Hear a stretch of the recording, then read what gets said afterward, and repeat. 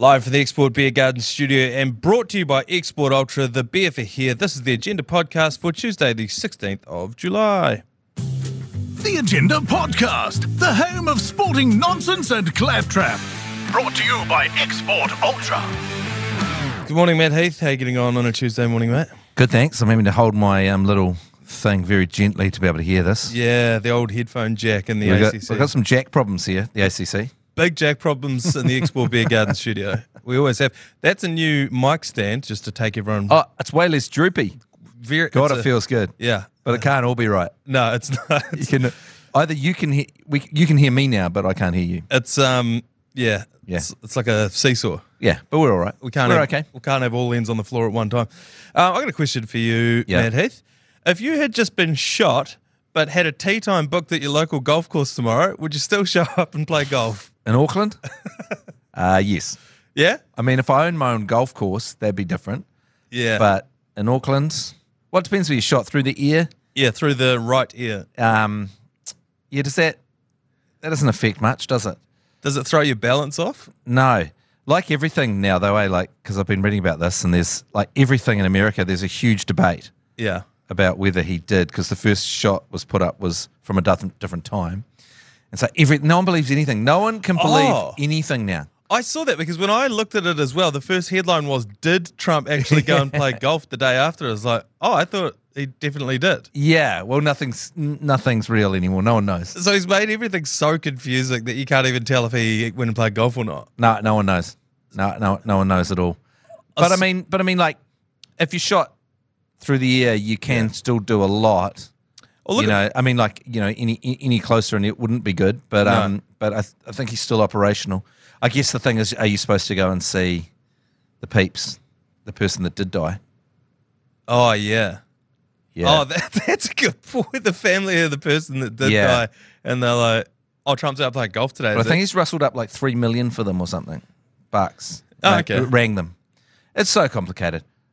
I want to delete all social media if I didn't have to, because everything's unreal now.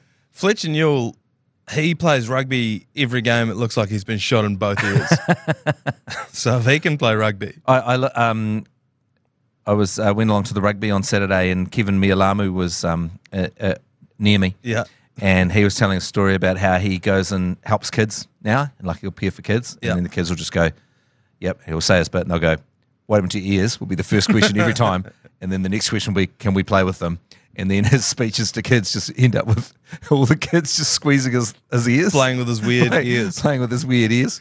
Well, I suppose, when did he retire? Would that have been 10 years ago? Well, really?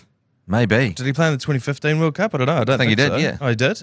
I think so. So that'll be 10 years ago. Yeah, that's 10 years ago. They got no memory of Kevin Mialamu ever playing for the All Blacks. So there's just this guy that's come in with crazy ears, and they go, what happened to thanks for your inspirational chat. Can we play with your ears? And he's gone, I played 100 tests for the All Blacks. And he goes, yep. And they all come in and play with his ears. What was your experience from the ground there at Eden Park watching that game? It was pretty good. Yeah. I was sitting next to Kieran Reid, and so he was... Also funny ears. Also funny ears.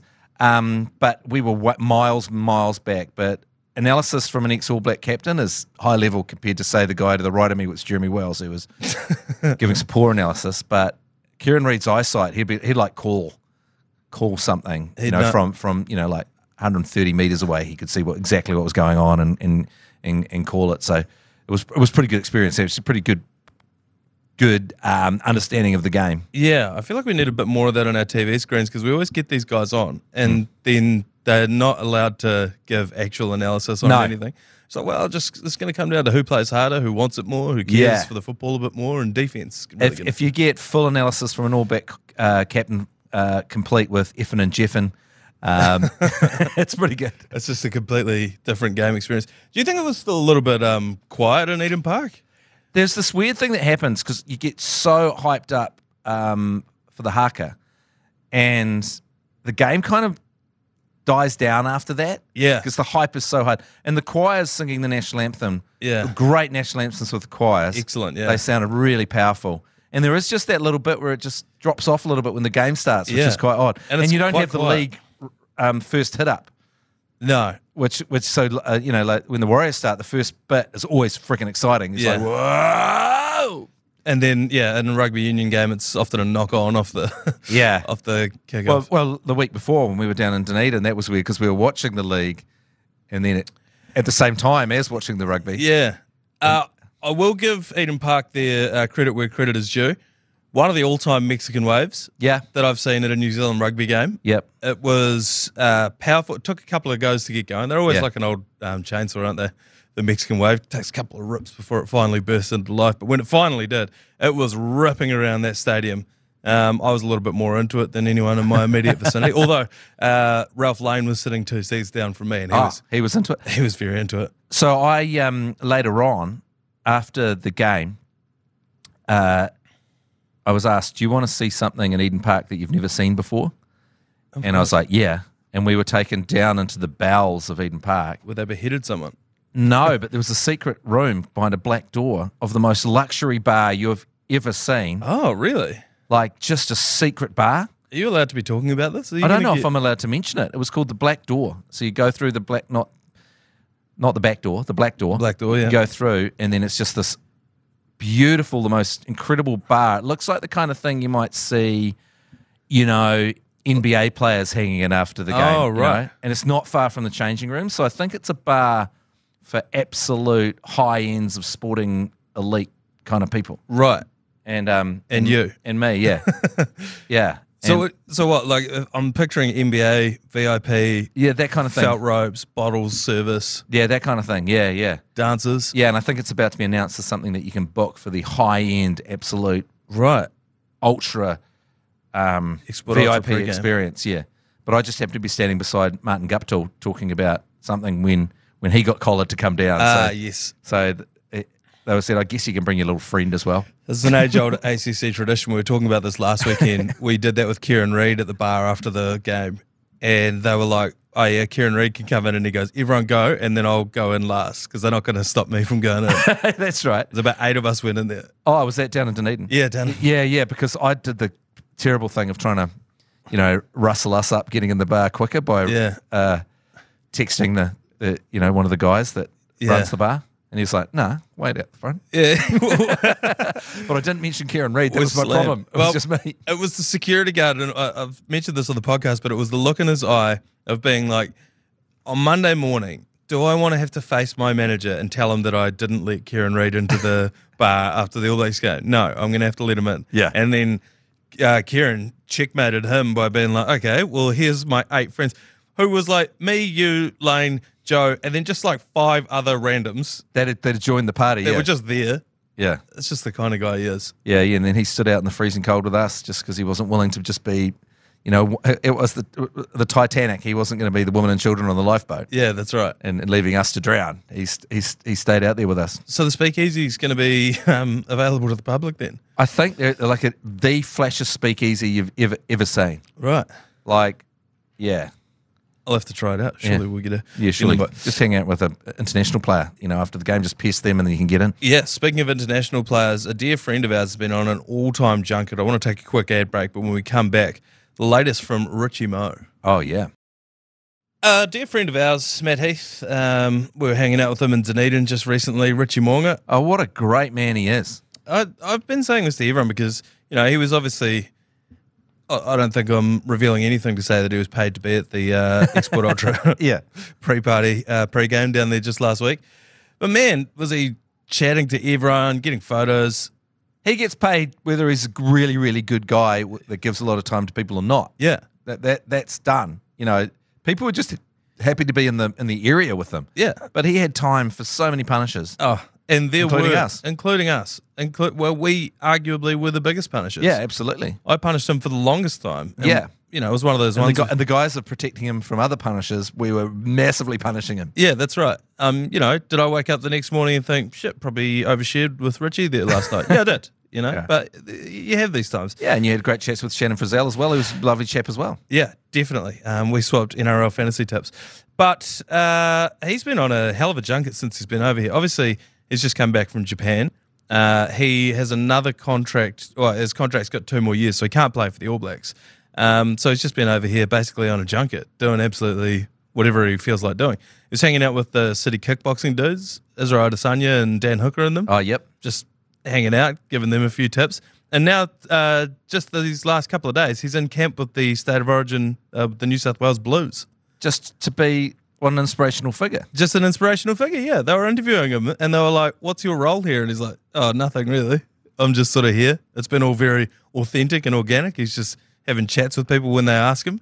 How bloody good. I know. What a ridiculous junket he's been on. It's hit the news, the headlines, though, because he said that when he was talking to the Blues team, he said, I was actually approached to join the Warriors in 2018.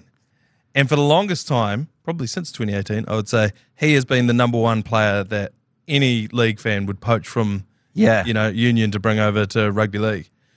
Apparently, it got as serious as him, his manager, and Stephen Kearney getting in a room together. Wow. And hashing it out.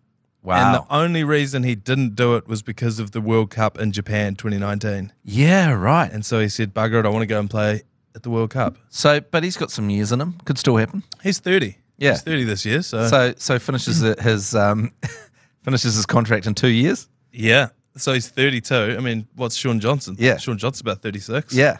So you get 4 years out of Richie Mo'unga in the Waz. At the Waz. Jeez, wouldn't turn it down. He actually is shaped like a league player. He is. He's got that league build. Yeah. Sort of small, stocky. 5'11" type Quite muscular situation. Yeah. Eyes that you can get lost in. Yeah. Beautiful, man. Wonderful complexion. Great lines on his beard. Tremendous. Great, tremendous, shape to the beard. Yeah. Yep. Beautiful curls and hair that stays wet all day. Yeah. Yeah. You could just stare into those eyes all night. And we did. And we did. At great expense to our friendship with him. But what a junket he's been on. Just flying around the world doing absolutely whatever he wants. Because that Japanese tournament, it's quite short. It's only like 3 months or something. Yeah. And so he, what a life he's living. He's one of the highest, reported $2 million contract. I don't know if that's per year. Yeah. Well, going, when you're still in your prime, he could still be first five for the All Blacks, So that's worth a lot of money, 100%. Yeah. So good, Shannon Frizzell. He could be the number 6 for the All Blacks as well. Do you think so? The only swaying factor in his decision was that he wanted to play at the Rugby World Cup in Japan. If he knew then what he knows now, that he would not only lose that World Cup but the following World Cup, do you think it would have changed his mind? It's a great question. It coulda, shoulda, woulda kind of situation. Yeah. There's been some highs and lows with the Wales as well, though. But then again, he could have changed that. Yeah, that's right. He could have changed that. That's what we don't know. It's funny, you say that the All Blacks lost the World Cup, but you don't say that the Warriors lost the NRL. Lost the NRL last year. That is a good point. You don't say it. It's how good you do. They came second. Yeah, well, because like I was saying last week, Shannon Frizzell said, basically our team was sort of like okay, and then Richie Mo came over and we won. Yeah. I turned to Richie, dear friend of mine, eyes you can get lost in here that stays wet all day, and said, when was the last time you played in a professional rugby comp that you didn't win? Like if Richie Mo'unga shows up to a rugby comp, he wins it. He said, the World Cup last year. Oh, yeah. I was like, well, yeah, obviously I didn't mean that. You didn't mean franchise. No, yeah, I'm saying franchise. Yeah. Speaking of international rugby, here's a fun fact for you. Australia currently have the longest active winning streak of any Tier 1 nation. Wow. Well, okay. Opposition in how many games? Wales, 3 times. Okay. So I think actually what happened is that did they win their last pool game last year and now they've turned around and beat Wales twice. Well, hang on a minute. So aren't we on 3? No, because we lost our last World Cup game. Oh, yeah, of course. Yeah, sorry. Yeah, that's right, because you don't play another. Yeah. Yeah, you don't play another. God, I'm an idiot. So it's basically, we lost. Yeah, we lost the final. It's a mathematics thing where, but they are on the longest winning streak of any Tier 1 nation. Is rugby union back. They are back. Is back in Australia? The Wallabies are back. They've just lost 2 of their best players to rugby league, but would it be fair to say that rugby's back in Australia? Arguably, they've lost all their best players to rugby league forever and AFL. And switching tact now, the Sail GP yesterday, we were saying how amazing a weekend it was to be Spanish. The Spaniards were still racing when we recorded the podcast yesterday. They went on to win it in the final over there in San Diego. We not only did we lose to them, we actually ended up coming third. Yeah. Overall, and the thing we missed out on a $3.2 million paycheck, and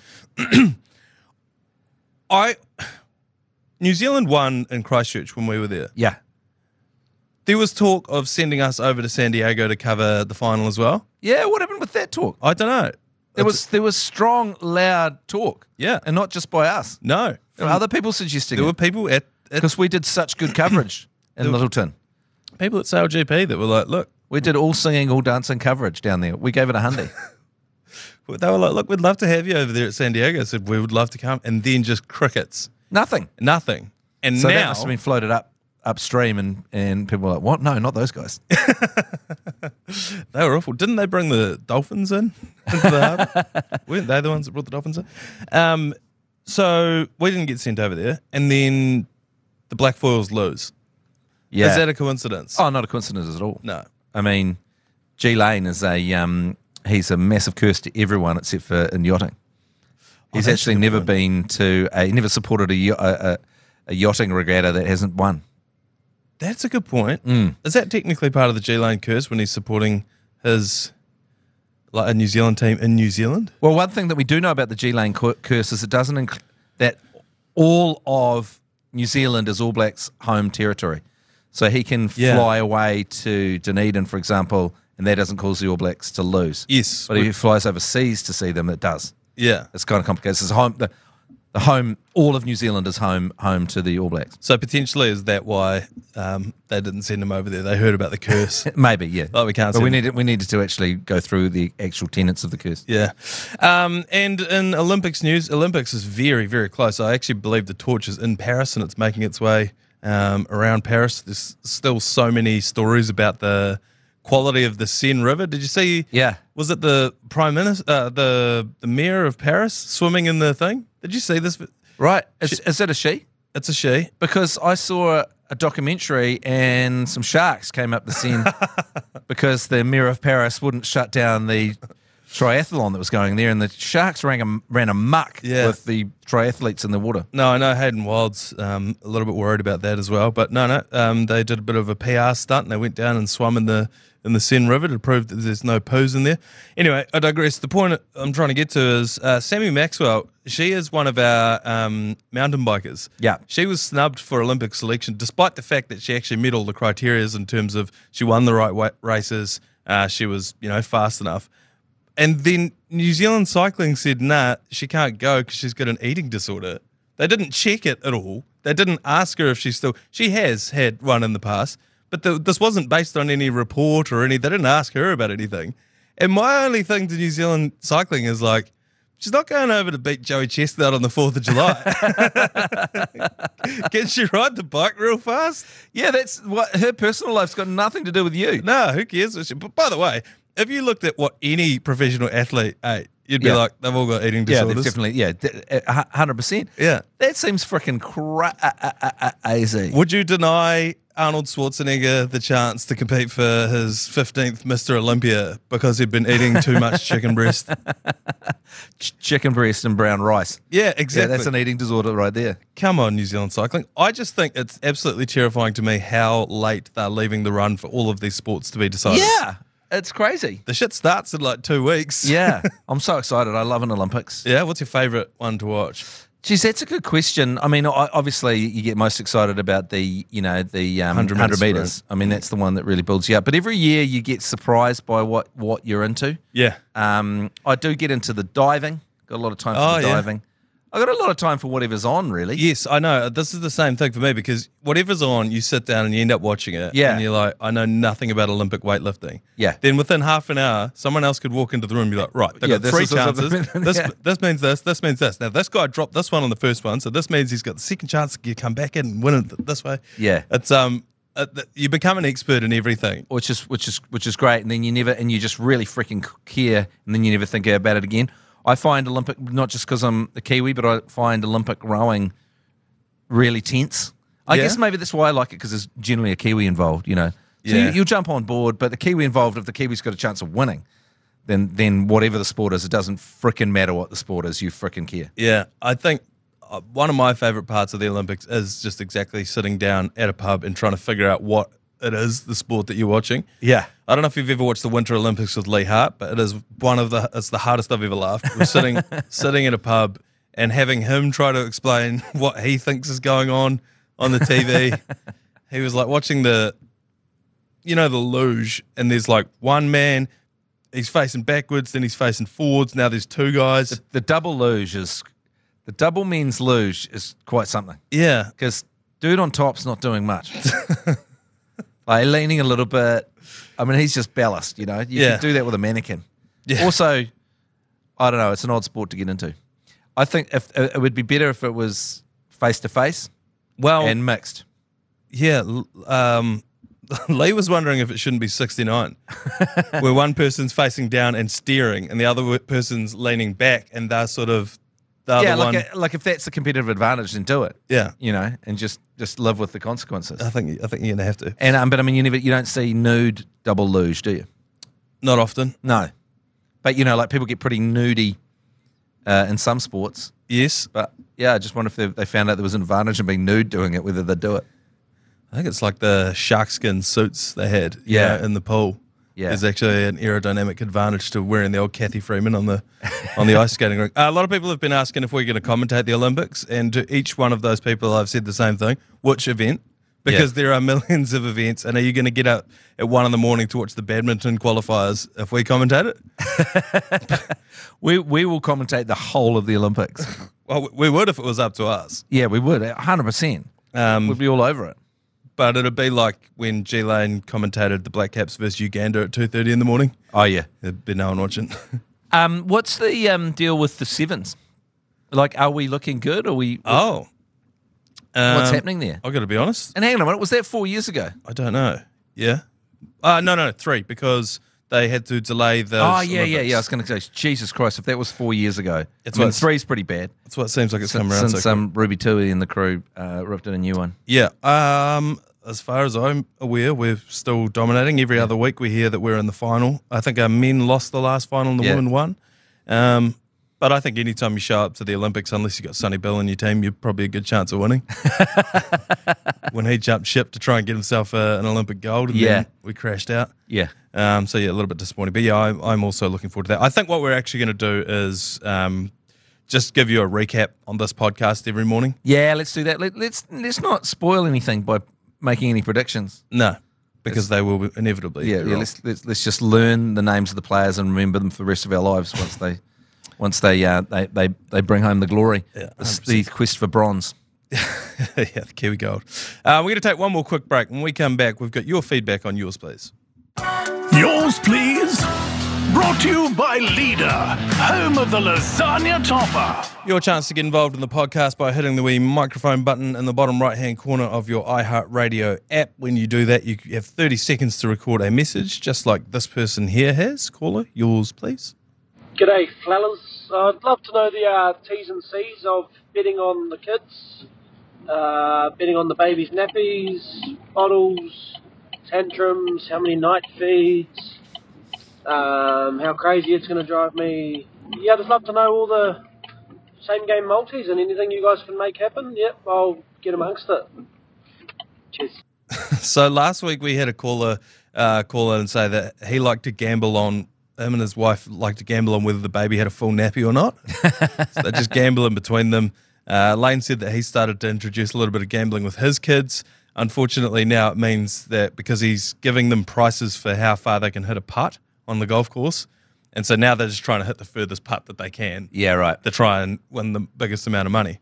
But as a father of two, have you ever run any gambling odds on your kids? Wow, I have not actually, and I think I've missed because when you have a punt on a sporting fixture, it makes everything a lot more exciting. Yes. So maybe it would have God, I could have not even just a birthing sweepstake, or I guess you could put money on overs and unders when the kid's going to start screaming and wake you up, and if you win, you don't have to get up. That would be a great way to do it, even if So whoever's closest gets to stay down. Yeah.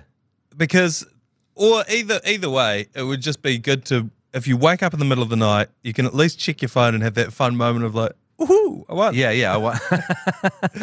and I'll be going straight back. I don't know. Yeah, no, I didn't do that. I feel now my kids are getting big now. It's hard to bet on what they do. Never bet on any of their sporting activities. Oh, because it's already the most terrifying thing in the world. Watching your kid bat or bowl at cricket is so freaking terrifying.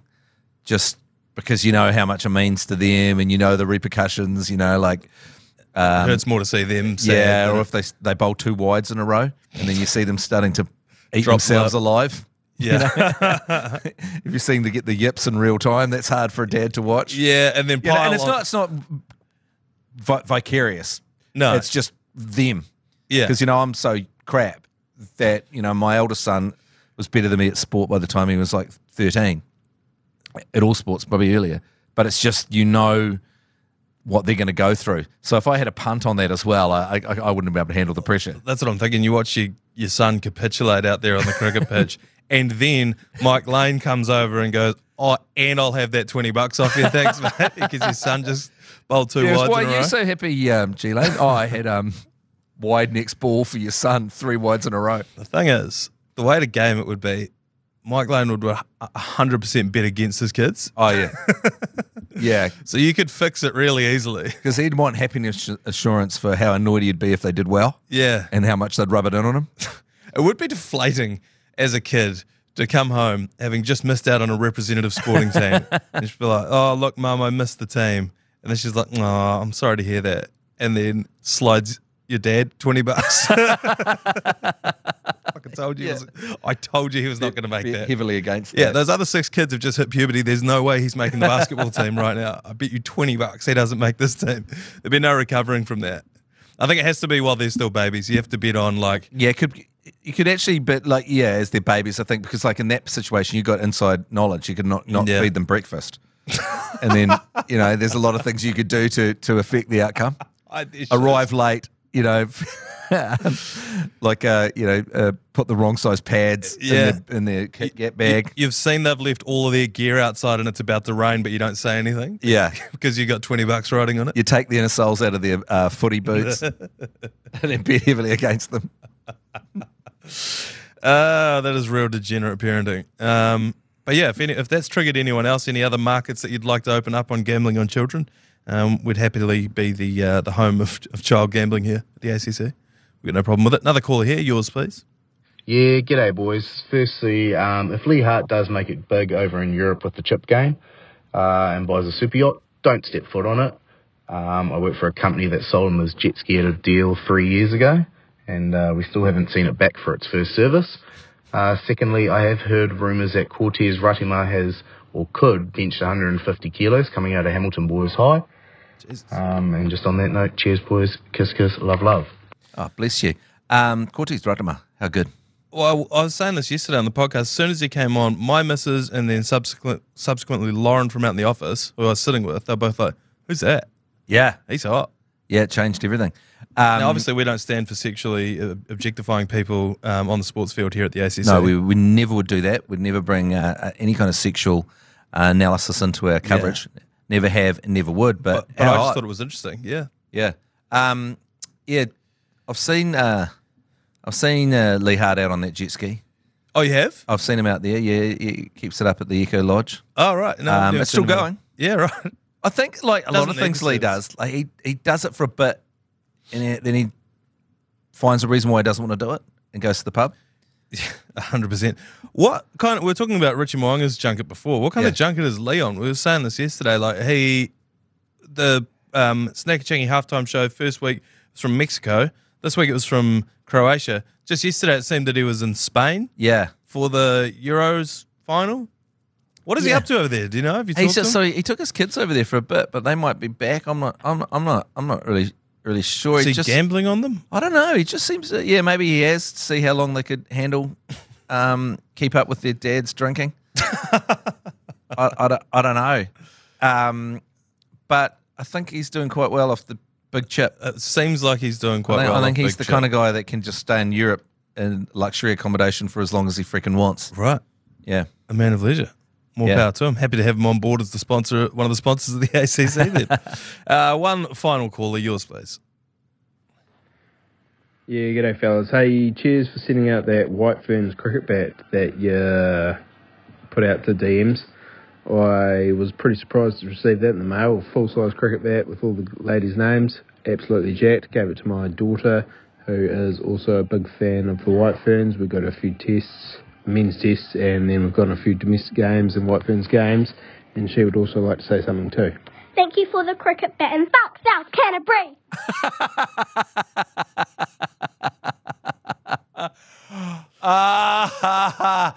Oh, that is so good.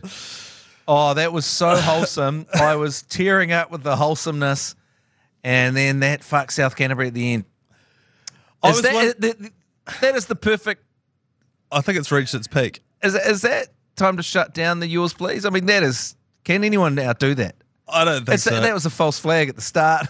I had no idea where that message was going from the start. Where he's like, thank you for sending the thing, the bat, this and that. I've got my daughter here. And then to be zinged with a fuck South Canterbury. Yeah, I felt for you when we were down in Dunedin with the pub and there was people getting around. There was a lot of fuck South Canterbury. And you said something to me and, we joke around a lot, but I saw a real hurt in your life. And you go, so the thing I'm going to be known for is fuck South Canterbury. Like the thing that just swirls around me, just really shitting on my own home, my home turf. Well, yeah, there's a couple of things on this. One, you don't get to choose, do you? That's the thing, you don't get to choose what blows up. The people have spoken. Yeah. And it's fuck South Canterbury. Yeah. The second part that I really hate is that everybody that's saying it on social media that doesn't listen to the podcast doesn't know what it's about. They think it's coming from me. Yeah. That I'm saying fuck South Canterbury. Yeah. And the third part is the more I complain about it, the more that comes in. Oh, yeah, there's no way out for you. But even if you're not complaining about it, people know. Yeah. People know that it's cutting through. I know. Yeah. And the only solution that I've come up with is, I don't know if you saw the mock-up of the jerseys that someone wanted to make, the fuck South Canterbury Social Club. Yeah. Is shorting the market by selling those jerseys to anyone who's playing against South Canterbury in the Heartland and then using the money to fund South Canterbury to fly up to compete for the Shield next year. That's brilliant. Yeah. That's brilliant. I think that's the only solution here. Yeah, there you go. That's some complicated 3D chess you're playing there. I think to have a small child yelling fuck South Canterbury at me via a voicemail on a podcast is simultaneously the highest and lowest point of my broadcasting career. Well, I think I told you over a few beers that, I campaigned really hard to get a TV show on TVNZ many, many years ago and finally got there and I was a nobody from Dunedin, got this TV show and it rated really well on its first night, but I had this joke in it, one joke in it where I was going up to people saying, eat my shit and drink my piss and I'll give you $5. It was just a little joke. So it was like pretending to be, it was called a Danny Dares You bit. And so like immediately have some success, but all that happens is wherever I go, eat my shit, drink my piss is all the people yell at me after full show. Just one little joke, eat my drink. And then so everywhere I went, people were just yelling at me that. And I was thinking, as you said, you don't get to choose it. And what do you expect? It won't be quite as good as you'd hope. Yeah, well, I think we'll knock it on the head for today. This has been, as I said, a simultaneous high and low in my broadcasting career. Thank you very much for joining us, Matt Heath. Eat my shit, drink my piss. We'll see you guys tomorrow for another episode of the Agenda Podcast. You've been listening to the ACC's Agenda Podcast, brought to you by Export Ultra. For more episodes, like and follow on iHeartradio or wherever you get your podcasts.